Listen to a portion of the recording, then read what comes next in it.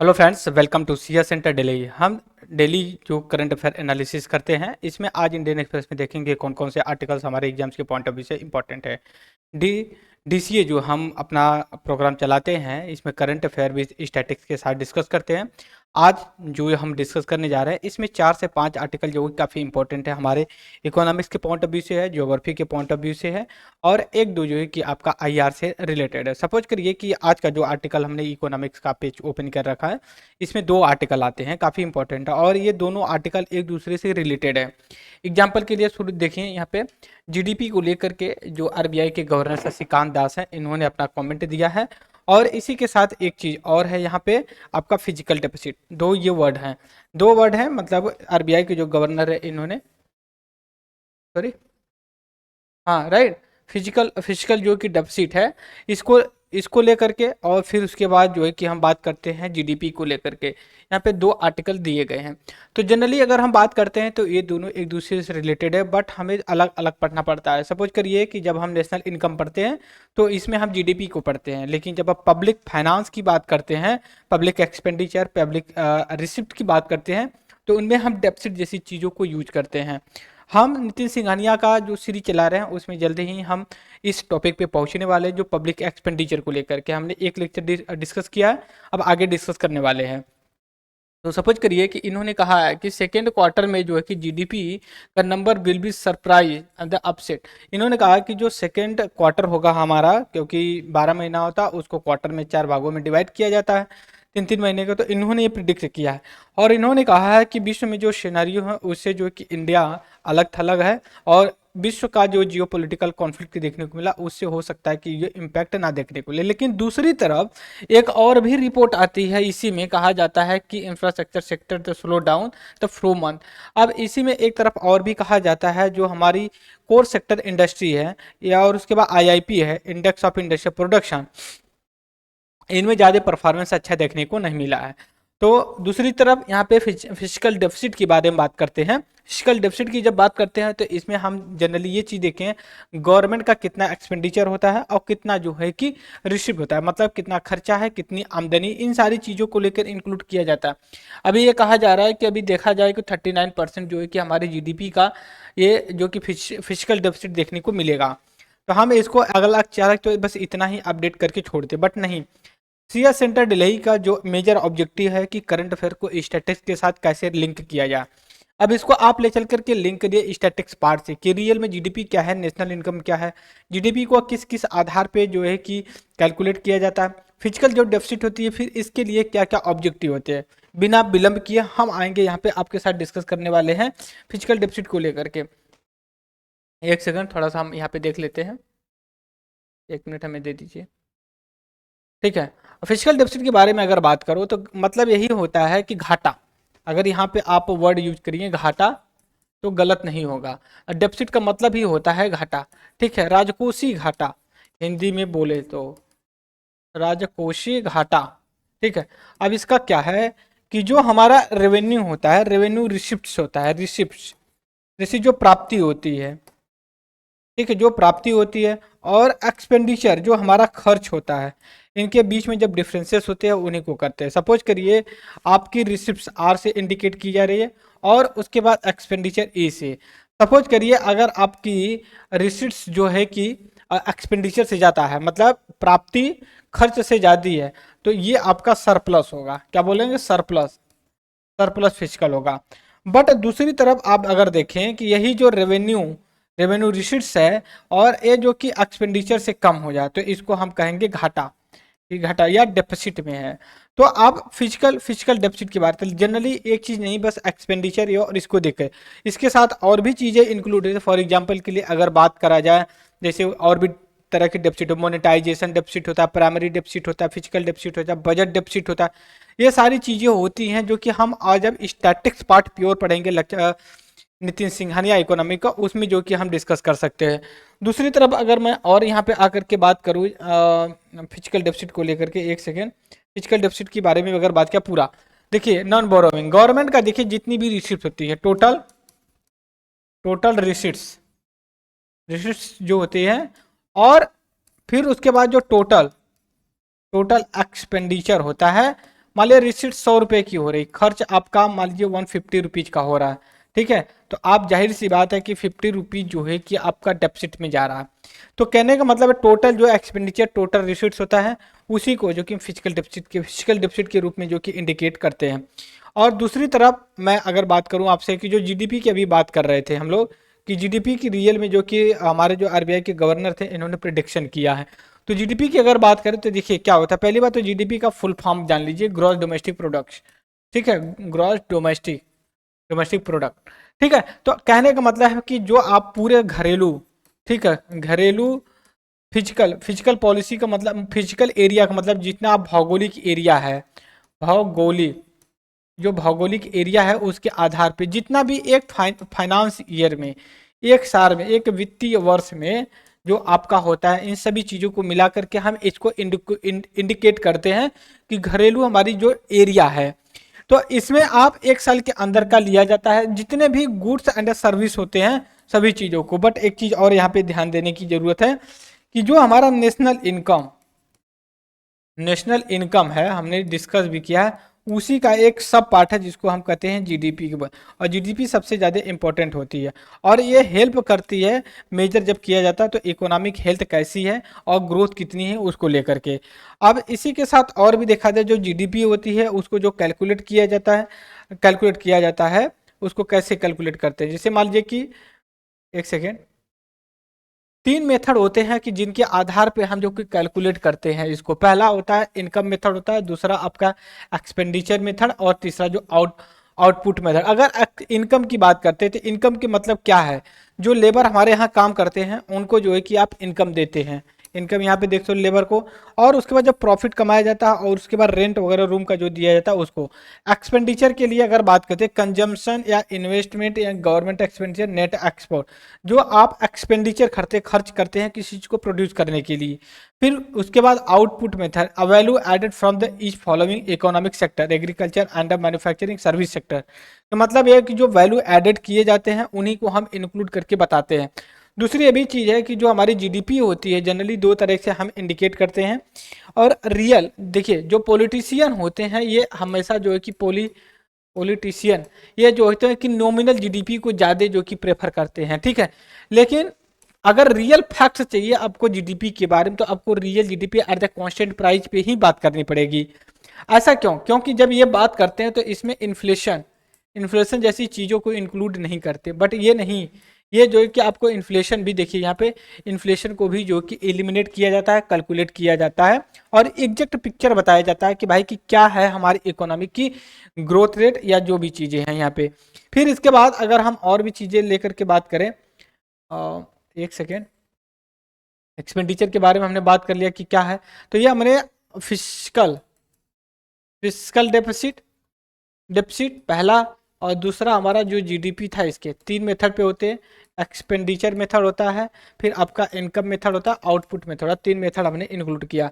अब इसके बाद जो नेक्स्ट आर्टिकल पे चलेंगे, देखते हैं यहाँ पे क्या बोल रहे हैं ये।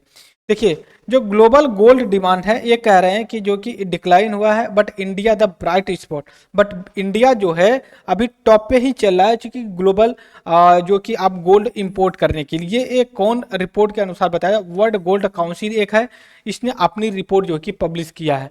इसके बाद ये भी चीज़ देख सकते हैं कि अभी देखिए 2020-21 से ही जो कि यूक्रेन रशिया के बीच में जो कि यूक्रेन रशिया के बीच में कॉन्फ्लिक्ट देखने को मिला है और रशिया के ऊपर जो पश्चिमी देश है उस पर सैंक्शन लगा दिए, कुछ प्रतिबद्धता लगा दिए और इसी के आधार पे रशिया किसी को तेल नहीं बेच सकता, ठीक है। और बट इंडिया और रशिया के बीच में इस तरह की केमिस्ट्री अच्छी थी कि रशिया एक्सपोर्ट करता रहा इंडिया को जो है कि क्रूड ऑयल।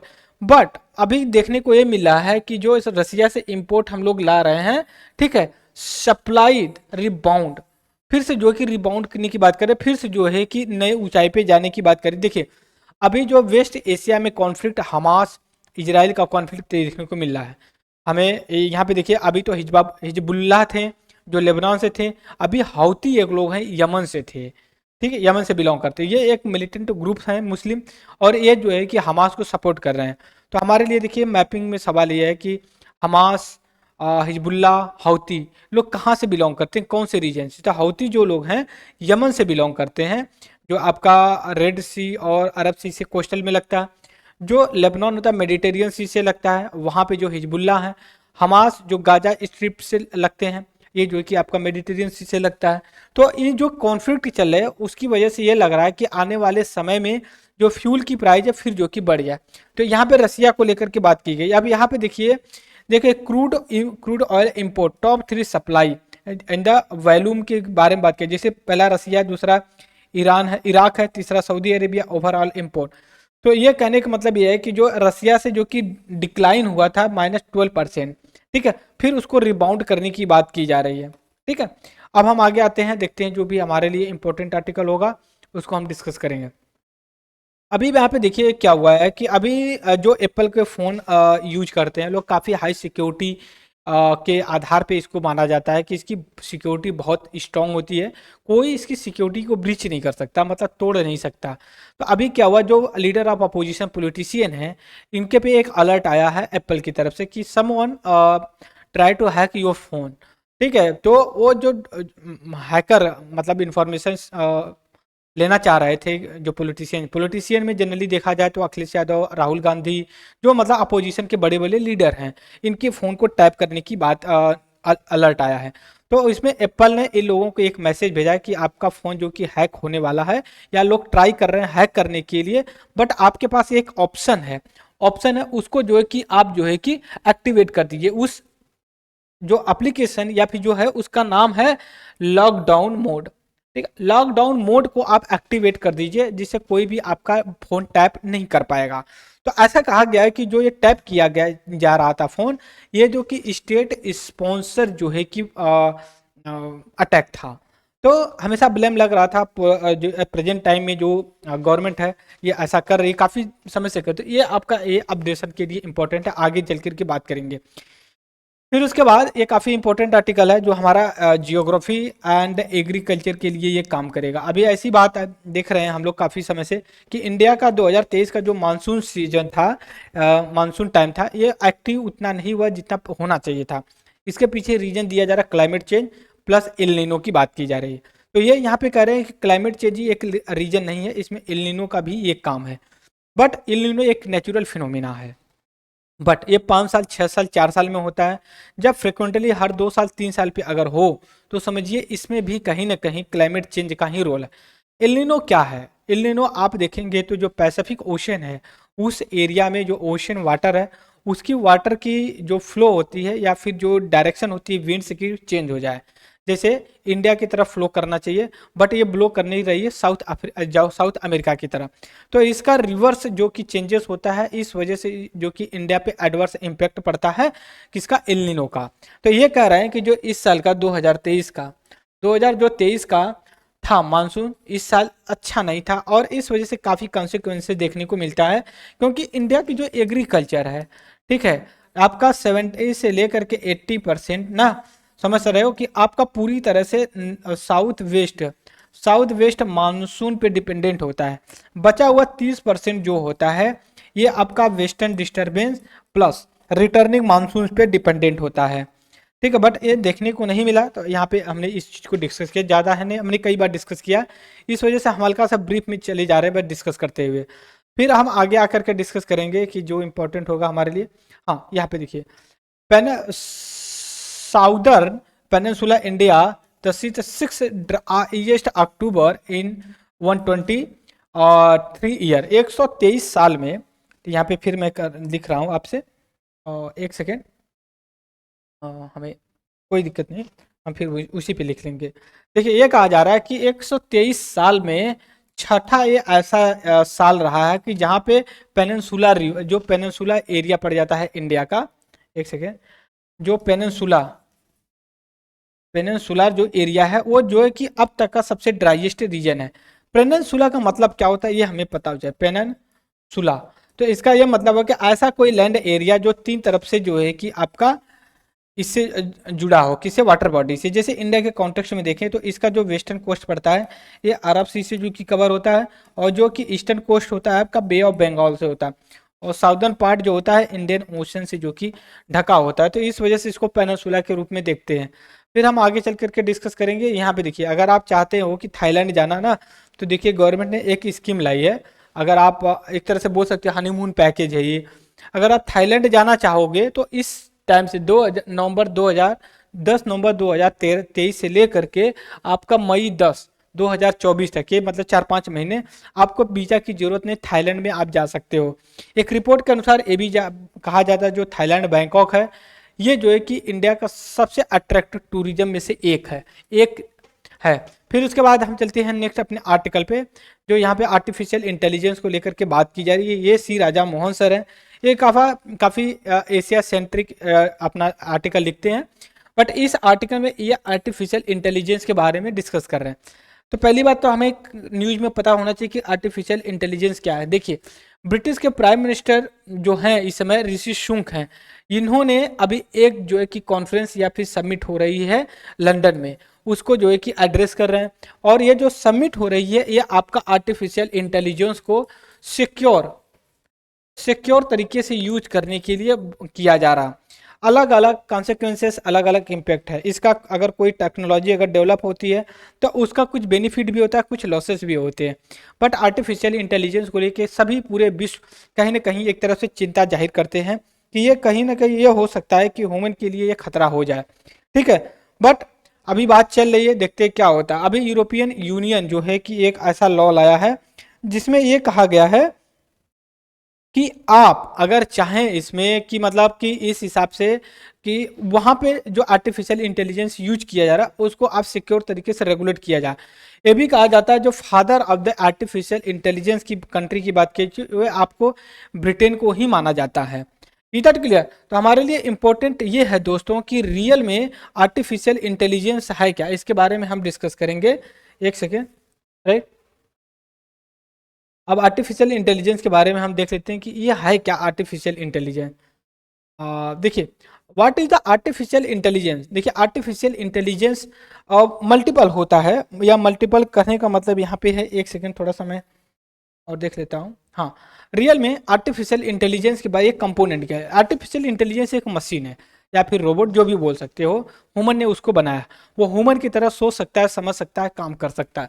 बट यहाँ पे जो बात हो रही है ह्यूमन कंपोनेंट, जो आर्टिफिशियल इंटेलिजेंस के कंपोनेंट या कितनी तरह के आर्टिफिशियल इंटेलिजेंस है। यूपीएससी सवाल पूछ सकती है कि which of the following is the artificial intelligence based on the artificial intelligence, जैसे मशीन लर्निंग, डीप लर्निंग और द न्यूट्रल नेटवर्क, फिर neutral language processing and the computer vision and the cognitive computer. ये सारे जितने भी लोग हैं ये आपका आर्टिफिशियल इंटेलिजेंस के ही कंपोनेंट्स के रूप में जाने जाते हैं।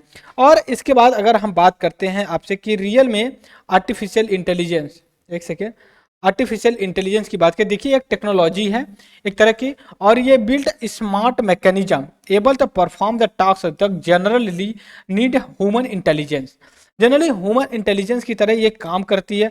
दूसरी तरफ ये भी कहा जाता है, ठीक है, ये भी कहा जाता है कि जो हमारी आर्टिफिशियल इंटेलिजेंस है इससे खतरा भी है, तो इसके लिए चैलेंजेस है। बेनिफिट भी क्या है और चैलेंजेस क्या है। सबसे पहले बेनिफिट करेंगे, देखिए मैंडेट रिपीटेटिव टास्क ये है, और परफॉर्म द कॉम्प्लेक्स टास्क। देखिए ये बहुत अच्छा परफॉर्मेंस एल्गोरिथम यूज करता है।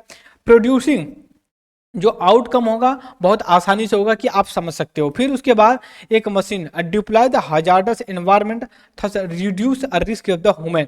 जैसे मान लीजिए कि एक मशीन है, कोई हजार्ड है, हजार्ड एरिया है, मान लीजिए कहीं भी वेस्ट पड़ा हुआ है, वहाँ पे आदमी जाएगा तो वहाँ पे जो मीथेन गैस वगैरह पड़ेगी उससे तो आदमी मर जाएगा।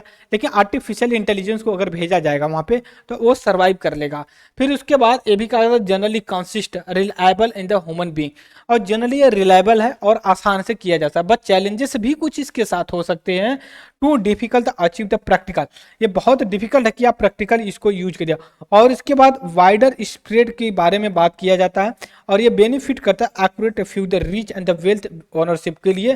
जैसे मान लीजिए जो रईस लोग हैं उनको ईजी से अवेलेबल हो जाएगा, बट जो गरीब लोग हैं उनको इतना आसानी से अवेलेबल नहीं हो पाएगा।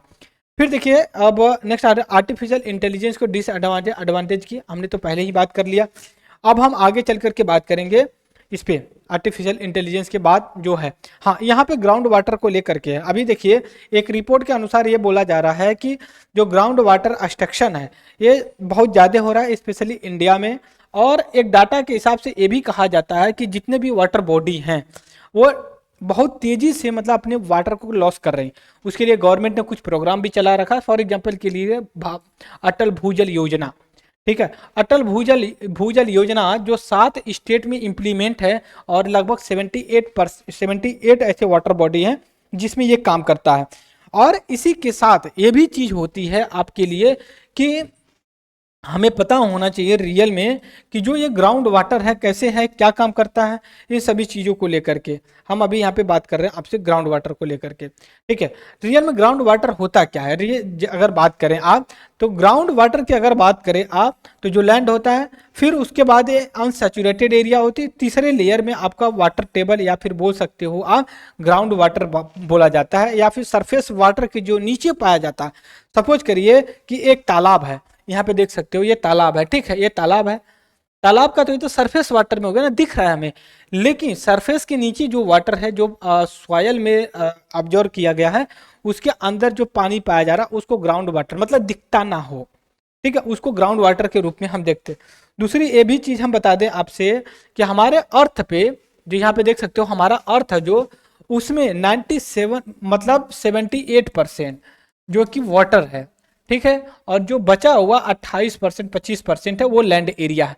लेकिन जो 78% है वाटर, इसका 97% कितना 97% आपका ओशियन वाटर है। ओशियन वाटर तो आप कहेंगे कि क्या मतलब है इसका, इसका मतलब ये है इसमें सैलिनिटी जो लवणता होती है, लवणता बहुत ज़्यादा है, इस वजह से संभव नहीं कि इस वाटर को यूज किया जाए। तो आप कहेंगे हम पीते कहाँ से, तो जो 97% के बाद 3% बच रहा है यही एक फ्रेश वाटर है जिसको हम डायरेक्ट इनडायरेक्ट यूज करते हैं। लेकिन जो 3% है इसका ऐसा नहीं कि हम 3% पूरा यूज कर सकते, नहीं ऐसा नहीं, तो इसका जो आप बोल सकते हो 70% है, ठीक है। 3% का 70% जो कि वो बर्फ के रूप में जो है कि इकट्ठा हुआ है। बचा हुआ 30% में 29% ये आपका ग्राउंड वाटर है। क्या है ग्राउंड वाटर, जो मैंने अभी बात किया। बचा हुआ जो 1% है यही जो है कि हम डायरेक्ट यूज कर सकते हैं, पी सकते हैं, अपने काम में ला सकते हैं। लेकिन ये भी जो एक्सेसिबल वाटर है फ्रेश वाटर 1%, इसका भी आप बोल सकते हो कि लेक में 52% जो कि आपका झील या लेक में है आप बोल सकते हो। और उसके बाद 38% जो मिट्टी है, हमारी मिट्टी है, उसमें हमारा जो है कि मॉइस्चर कंटेंट किया। इसके बाद आप कह सकते हो 8% वाटर जो है कि वाष्प के रूप में हमारे इन्वायरमेंट में फैला हुआ है।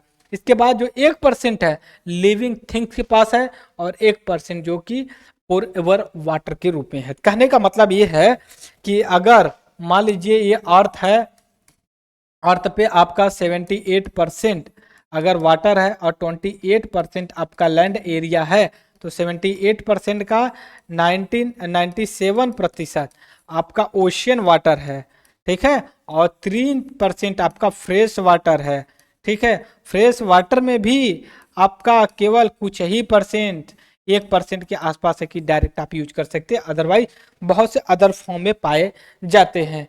इस चीज़ को देख सकते हैं हम।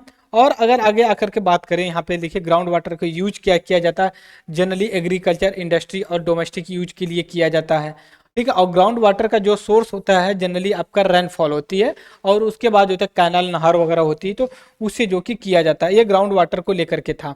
अब इसके बाद हम चलेंगे और आगे बात करते हैं कि क्या है हमारे लिए इंपॉर्टेंट।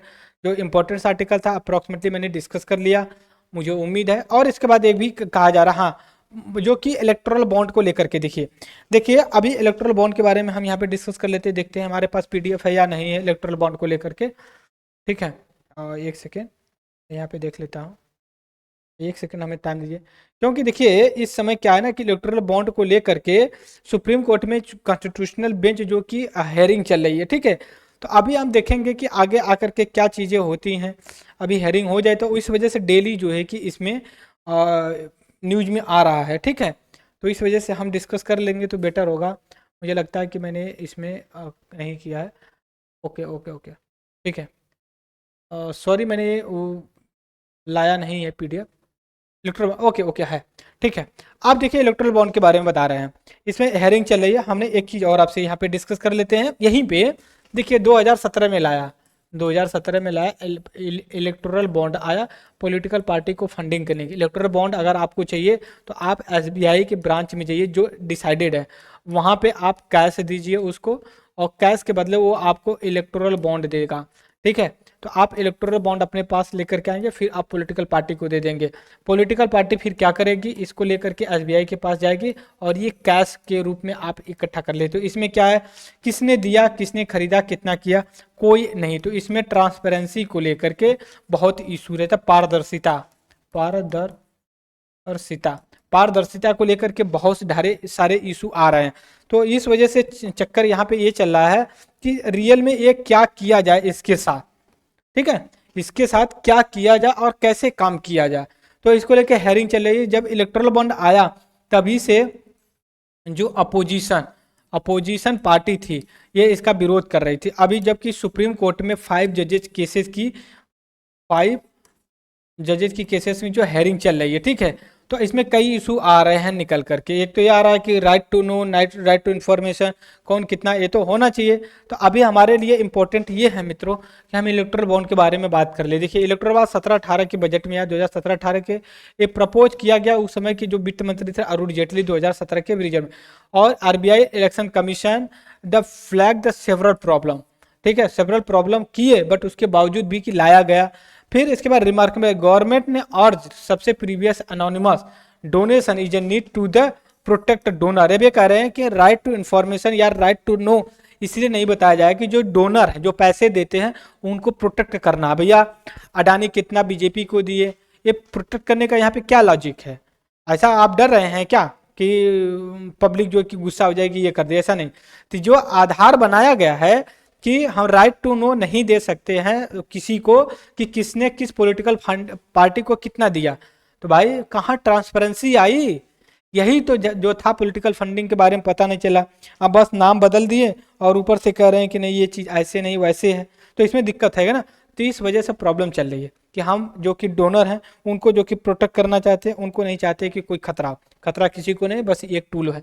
तो ये यहाँ पे लिख रहे हैं। और उसके बाद देखिए यहाँ पे जो बात हो रही है लेकर के, अब देखिए जो डिनोमिनेशन मतलब कि कितने रुपए का, ऐसा नहीं कि आप 2 रुपए के इलेक्ट्रल बॉन्ड लेने चलिए, नहीं, मिनिमम आपको 1000 रुपीज का होना चाहिए, मैक्सिमम आपका 1 करोड़ 10 करोड़ 1 करोड़ 2 करोड़ के ऊपर रहता है, मैक्सिमम जाए जितना हो सकता है।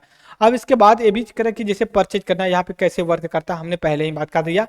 एसबीआई की जो ऑथोराइज ब्रांच है वहाँ पे जो कि आपको ये मिलेगा। फिर इसके बाद और भी अगर हम चीज़ें यहाँ पे बात करें तो बस इतना ही है। फिर इसके बाद हम देख लेते हैं कौन सा आर्टिकल हमारे लिए और इम्पोर्टेंट है। पोल बॉन्ड को लेकर के हमने वही डिस्कस कर लिया। फिर इसके बाद आते हैं, हम आगे डिस्कस करते हैं कि जो हमारे लिए इम्पोर्टेंट है, क्योंकि इस समय देखिए इलेक्शन चल रहा है, 4-5 इलेक्शन उसमें, तो उस चीज़ को लेकर के है। तो आज के लेक्चर में इतना ही रहेगा फ्रेंड्स, मुझे लगता है उसके बाद कोई ऐसा नहीं है, चीज़ें वही चीज़ें चल रही हैं उसमें। ठीक है, तो आज के लेक्चर में इतना ही डिस्कस करेंगे फ्रेंड्स। तब तक के लिए thank you very much discussion. जय हिंद, जय भारत।